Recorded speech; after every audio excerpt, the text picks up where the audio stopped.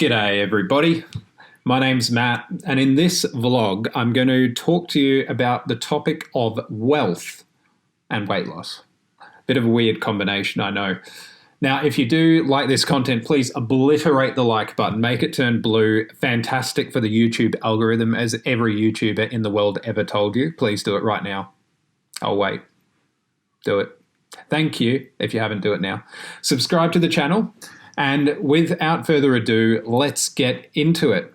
So wealth and weight loss. Now, the idea of wealth, it is negatively viewed by a lot of people around the world as something that is only acquired or inherited, should I say, by a very select few people.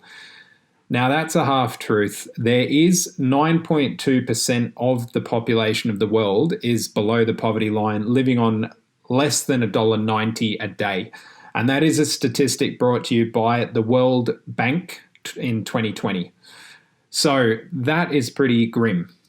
Now, wealth is something that can be incredibly fantastic to have. It allows you flexibility, it allows you security, and it allows you to help people in need, which is one of the most important reasons to have wealth. The best way to grow wealth is by understanding how to make your own money work for you, rather than working for money. This idea is peddled by quite a lot of people, but it's also not known by even more people, and that is to stop swapping your time for money, which is basically having a regular 9-to-5 job. Now, you might love your 9-to-5 job, and that's great. If you do, fantastic. You're onto a winning ticket. But there's a lot of people out there who despise going to work every morning, and fair enough. So a really good way to get out of that trap of the 9-to-5 job, and this might sound a bit cliche, but it is to make your money work for you. Now, I don't have a golden ticket for this. There's one way to do it, and that's through grafting and working and hustling. But there's a general basic equation which you need to know to be successful and become wealthy, and that's that you need to save more than you spend. So there's a few ways you can do this. You can obviously increase your income and continue spending the same amount as you were today and yesterday. The other option is you can continue with the same amount of income and reduce your spending each day. That's going to result in money piling up. The next problem that you'll encounter is this topic or idea or concept called inflation. And what inflation is basically the value of your dollar decreasing over time. As more and more dollars are created, they buy less.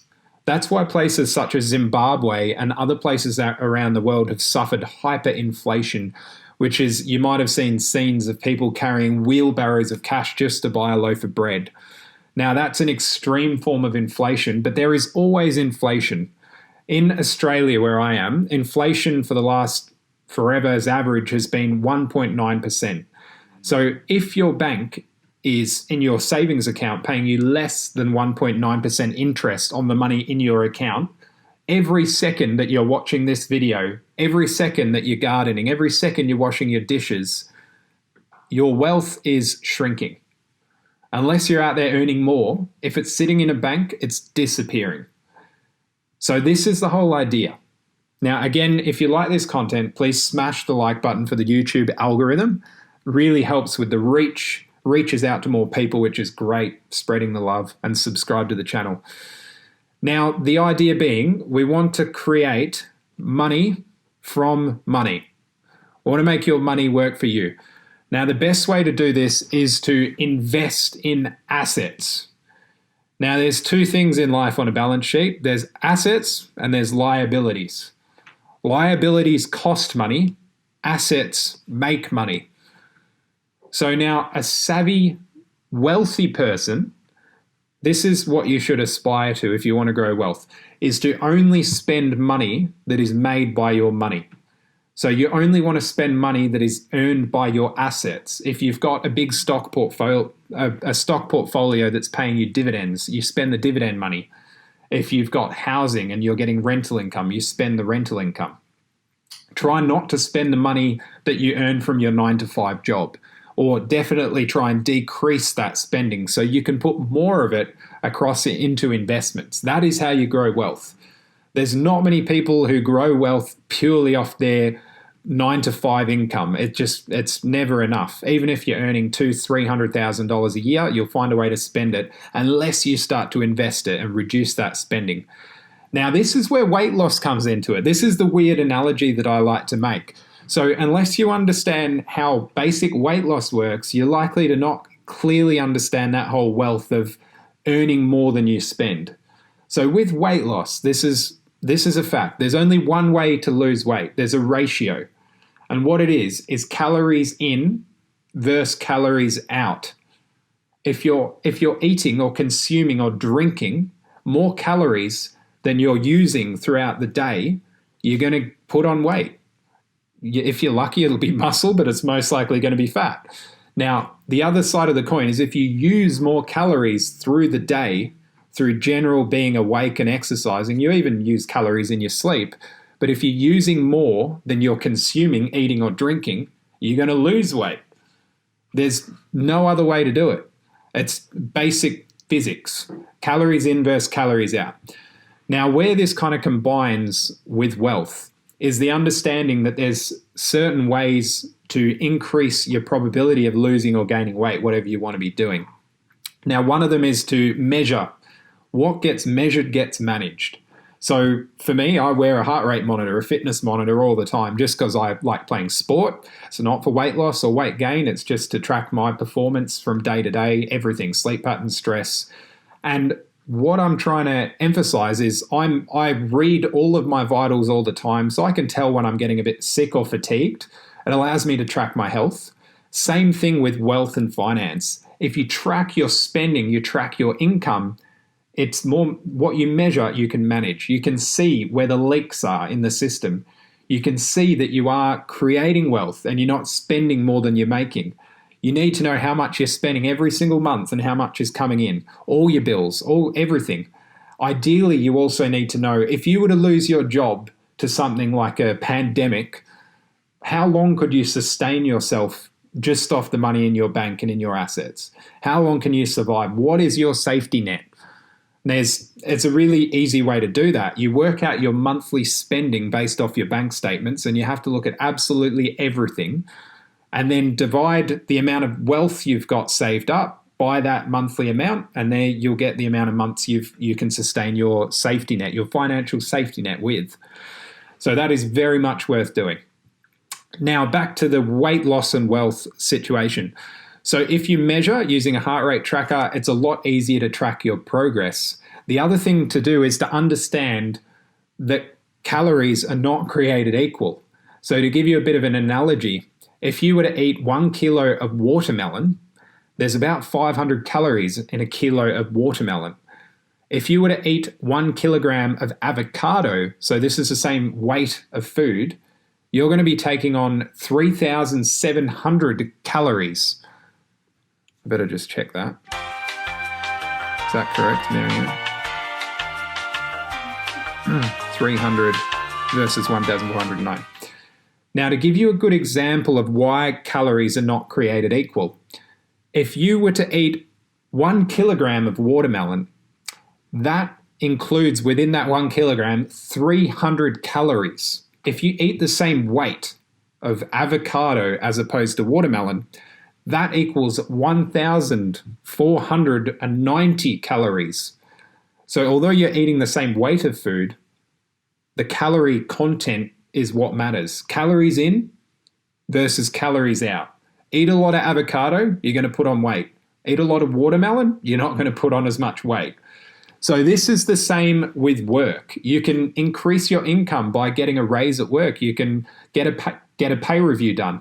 Now, if you check in the description of this video, you can go to the blogs on our website, Success by Process, and you can check out the 9 negotiation mistakes made by nearly everybody if you are looking at a pay review. Because in that'll help you with a lot of tips and tricks to negotiate a pay review with your boss. There's also on the YouTube, on this channel, a video on exactly that. So you can go to the homepage and find the 9 negotiation mistakes made by nearly everybody if you do want to get a pay review and increase the money you're paid each month or week at work. Now, again, if you do like the content, please smash the like button, make it turn blue, subscribe to the channel, do us a huge favor, leave a comment below, tell us what you found with wealth and weight loss, what you know, what you think. That'd be really great. The best thing to do is understand these ratios of calories in versus calories out, money in versus money out. It's very similar in concept and it works the same. This is how you gain or lose weight. This is how you gain or lose wealth. So there's the best way to put your money to work is to become an investor. Now, there's many things that you can invest in. You can invest in bonds. You can invest in cryptocurrencies. You can invest in stocks, which is my personal favorite. You can invest in real estate. Now, let's talk about stocks for a second. It's so easy to become an investor in stocks. Something like a basic ETF fund, which is an electronically traded fund. This is a stock that you buy, an individual stock that's made up of a portfolio of lots of stocks that are automatically picked by an algorithm, basically. An ETF fund generally tracks the top 200 or 500 companies in whatever stock exchange your country is on. So, for example, America, the S&P 500. The S&P 500 has returned somewhere between 11 and 12%, I'm going to go with. So 11 to 12% return just by putting your money into an ETF fund. Now, how much more is 11 to 12% than the 1.9% you're going to lose by just having your money in a bank account? And what bank account do you have with your local bank, savings maximizer account, or whatever their big savings account is, that gives you anywhere near 11 or 12%? It's probably just on 2% or 3% if you're super lucky. It's more likely down somewhere just above the 1.9% inflation rate. So do yourself a favor, do a bit of research on learning to invest in stocks. You can set that money in an ETF and forget about it. You just add to it every month, every paycheck you get.